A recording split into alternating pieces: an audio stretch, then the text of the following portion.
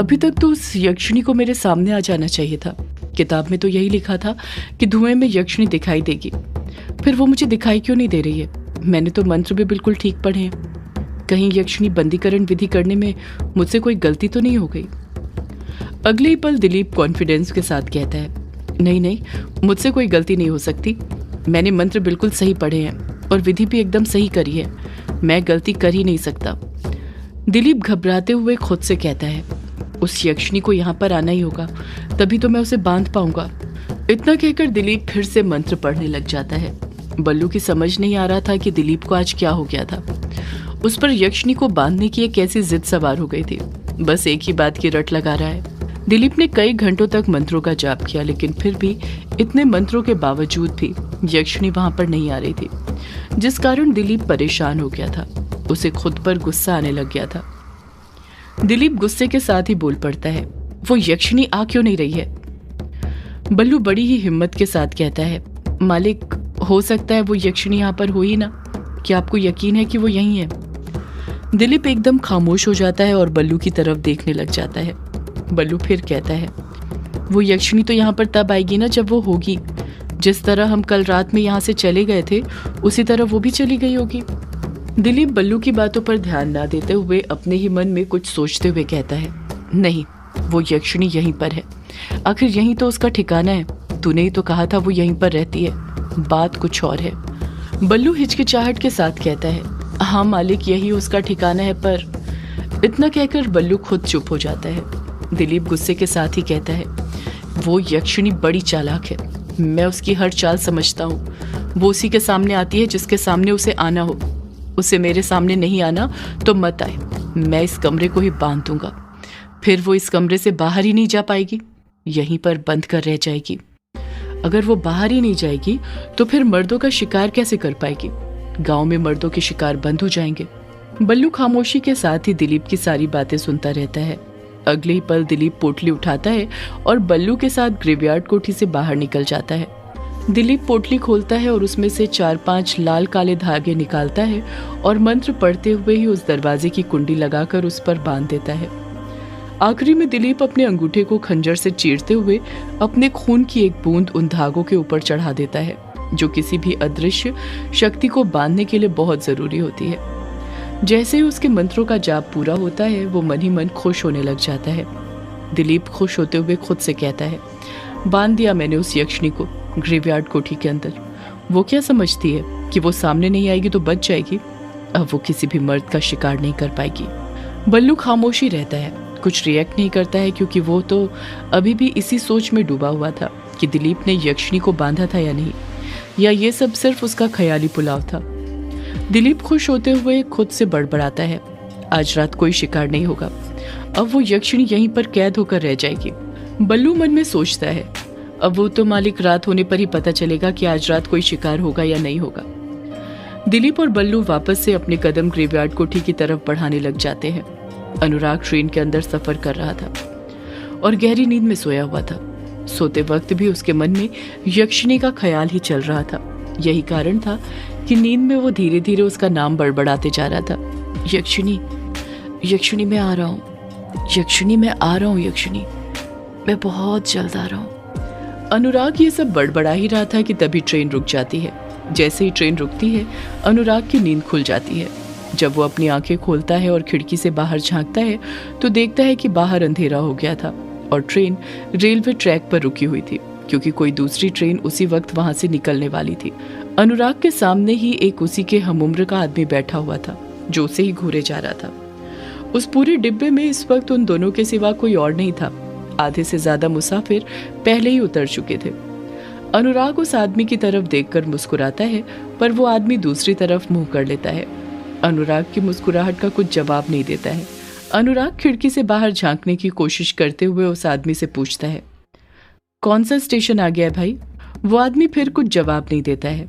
वो पहले ही किसी चीज से डरा हुआ लग रहा था। अनुराग खुद से बातें करते हुए कहता है, इस ट्रेन को भी आज ही लेट होना था। पता नहीं अब मैं मेहंदी पथार कब तक पहुंचूंगा। पहले ही 3 घंटे लेट हो चुका हूँ। कहाँ फंस गया मैं? जब अनुराग मेहंदी पथार का नाम लेता है तो उसके सामने बैठा आदमी खुद ब खुद हड़बड़ाहट के साथ उससे बोल पड़ता है, क्या कहा तूने? मेहंदी पथार? तू मेहंदी पथार जा रहा है? अनुराग हामी भरते हुए कहता है, हाँ मैं वहीं पर जा रहा हूँ। क्या हो गया, इसमें हैरानी वाली क्या बात है? वो आदमी खुश होते हुए कहता है, वो माफ करना, मेरी माँ ने ना अनजान मुसाफिरों से बात करने के लिए मना किया था, इसलिए तुमसे बात नहीं कर रहा था। पर तुम तो मेरे ही क्षेत्र के निकले, तो फिर अनजान कैसे? अनुराग भी मुस्कुराहट के साथ कहता है, आप कहाँ पर जा रहे हैं? वो आदमी तुरंत जवाब देता है, मैं भी वहीं पर जा रहा हूँ। ये ट्रेन आखिर वहीं पर तो आकर रुकती है, अब वही इसका लास्ट स्टॉप है। अनुराग सफर काटने के लिए सोचता है, चलो इससे बात की जाए। तो अनुराग उससे पूछता है, आप मेहंदी पथार में रहते हैं क्या, या फिर घूमने जा रहे हैं? वो आदमी ना में अपना सिर हिलाते हुए कहता है, नहीं नहीं, मैं मेहंदी पथार में नहीं रहता हूँ। वहाँ पर ही एक गाँव है रोंका मुचा, वहाँ पर मेरे चाचा रहते हैं, उन्हीं से मिलने जा रहा हूँ। उनकी तबीयत बहुत खराब है, अपनी आखिरी सांसें गिन रहे हैं, इसलिए मरने से पहले मैं उन्हें आखिरी बार देखना चाहता हूँ। सोचा था अंधेरा होने से पहले पहुँच जाऊँगा, पर इससे पहले कि ट्रेन छूट गई, जिस कारण दूसरी ट्रेन पकड़नी पड़ी, और ऊपर से ये भी लेट हो गई, वरना मैं तो कभी रात में सफ़र नहीं करता, और रोंका मुचा तो कभी भूल कर भी नहीं चाहता। पर क्या करूँ, वहाँ पर जाना मेरी मजबूरी है, आखिरी बार अपने चाचा को देखना जो है। अनुराग कहता है, हाँ लेट तो काफ़ी हो गई है ये ट्रेन।